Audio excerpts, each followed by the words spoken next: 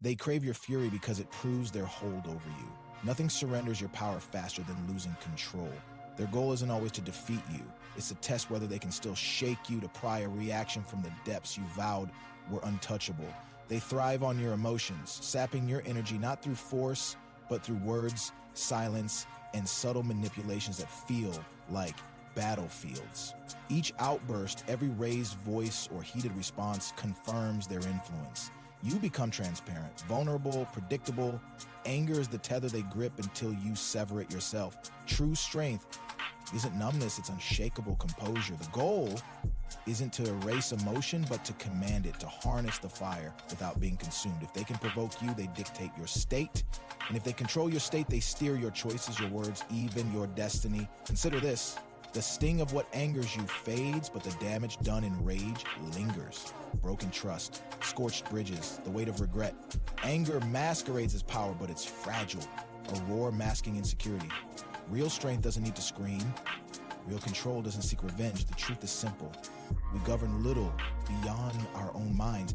If disrespect unsettles you, if silence rattles you, if misunderstanding ignites you, you're not free. You've handed others the keys to your peace, mistaking reaction for strength when it's merely bondage. Emotional servitude to whoever chooses to provoke you. Why?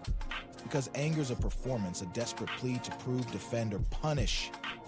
It stems from a single lie, that your peace depends on how others treat you.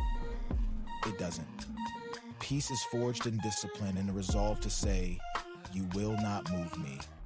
So when they betray, mock, or dismiss you, breathe, pause, observe, respond, don't react. Turn inward not to flee but to anchor. The storm isn't outside, it's within. Until you face it unflinching, you'll remain at the mercy of others' immaturity. You don't need vengeance, you need silence, not destruction, but the annihilation of the belief that their words define you. This is the warrior's path. Stillness so profound it disarms provocation. They'll wonder why their barbs no longer land, why their chaos fades and you're quiet. You've changed. Disrespect no longer warrants a reply. Closure isn't chaste. You no longer crave understanding from those determined to misunderstand. Let it burn. Walk through the ashes unscathed.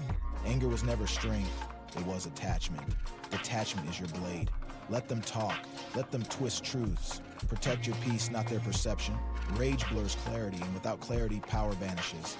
Stand firm, not because you feel nothing, but because feelings no longer rule you. You're not a slave to emotion, not a reflection of their dysfunction. You're the mountain, they're the wind. Let them howl. You endure. This is the divide between reaction and response, between impulse and mastery. They'll test you, prod your calm, try to drag you back into their chaos. But you've outgrown it. Your presence speaks, your success answers. Life teaches the lessons. You need only remain steady. Victory isn't about their defeat, it's about conquering the part of you that needed it. To let go isn't to forget or deny pain, but to refuse its ownership of you. You're not your past, not your wounds, not the heat of the moment.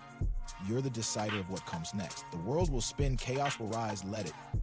Your power lies in stillness, in the unshakable core they can no longer reach. The only influence they ever had was what you gave them in reaction. Take it back. Move through life with quiet certainty. When they bait you, let your silence remind them you're not cold. You're finally in command. Release it.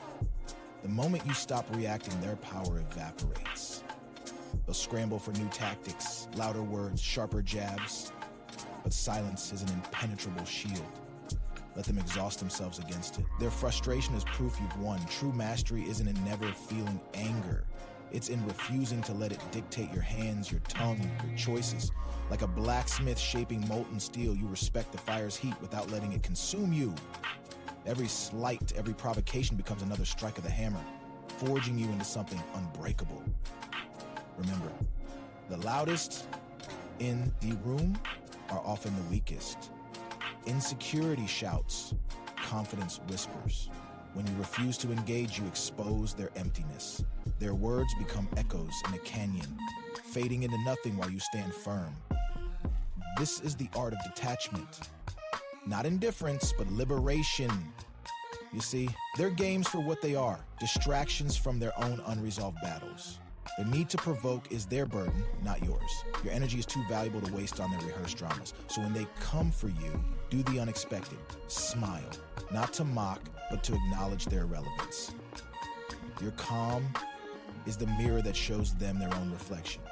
Petty, desperate, small, and in that moment, they'll realize the game is over. You've reclaimed what was always yours, the right to choose your battles, the wisdom to know most aren't worth fighting, and the power to walk away with your dignity intact. That's how you win, not by their defeat, but by rising so far above the fray that their noise can't reach you. The final truth? They wanted a reaction. You gave them growth. That's the ultimate victory. The greatest warriors don't fight battles. They transcend them. When you refuse to play by their rules, you rewrite the game entirely. Your stillness becomes the canvas where their chaos paints its own irrelevance. Watch closely. Those who once provoked you will either fade away or reveal their true desperation. Some will escalate, throwing louder tantrums like children denied attention. Others will retreat, bewildered by your indifference. Both reactions confirm your victory. The moment they realize you're no longer a participant in their drama, you become untouchable. This is the alchemy of self-mastery, transforming their poison into your medicine. Every attempted provocation becomes another opportunity to practice sovereignty over your mind. Like a seasoned sailor in a storm, you learn to adjust your sails rather than curse the wind. There's an ancient wisdom in this approach. Nature's most resilient systems don't resist, they adapt. Bamboo bends but doesn't break. Rivers flow around obstacles. Mountains endure centuries of wind and rain while remaining fundamentally unchanged. Your power works the same way. The final test comes when they try one last time, when they dangle the perfect insult, the unforgivable slight, the bait tailored specifically for your weaknesses. That's your moment of truth. Will you take it? Or will you prove once and for all that your peace isn't negotiable? Choose the latter and something remarkable happens. You graduate. The lessons they came to teach you are complete. The classroom of provocation closes its doors because you've mastered its curriculum. What once triggered you now barely registers. Where you once saw enemies, you now see wounded people projecting their pain. And this isn't the end. It's the beginning of a new kind of strength. One where your energy flows toward creation rather than reaction. Where your focus builds rather than defends, where your life becomes a testament to what happens when a human being refuses to be governed by anything but their highest principles. The world needs this version of you, not the reactive one, but the centered one, not the combative one, but the creative one, not the person who fights pettiness with more pettiness, but the one who dissolves it with quiet, unshakable excellence. Stand there long enough in your truth, and even your former provocateurs will eventually lower their weapons. Not because you forced them, but because your presence made their games obsolete. That's real power, not control over others, but complete command of yourself. Now go live from that place. Not perfectly, but persistently. Some days you'll stumble. Old triggers may occasionally resurface, but each time you choose stillness over reaction, you reinforce a new identity, someone who can't be baited, can't be broken, because you found something far more valuable than winning arguments. You found yourself, and that's something no one can take from you. The journey ends where it began, within you. Not with some grand finale, but with the quiet realization that you've become what you once sought. Undisturbed, unshaken, fundamentally. The external noise continues, but it no longer dictates your internal weather. You've learned the most valuable lesson, that no one can take your peace unless you hand it to them. So let this be your new normal. Mornings where you wake anchored in purpose. Days where provocations glance off like rain on stone. Nights where you rest knowing you stay true to your highest self. The battles others fight need not be yours. The anger they try to plant finds no fertile ground in you. This isn't the absence of feeling, it's the triumph of wisdom over reaction. You feel everything, but are moved only by what matters. That's the secret they'll never understand. True power isn't taken, it's cultivated. Not won, but realized. And once realized, it can never be lost. The world may keep testing, but you've already passed. Now breathe and live from that unshakable place.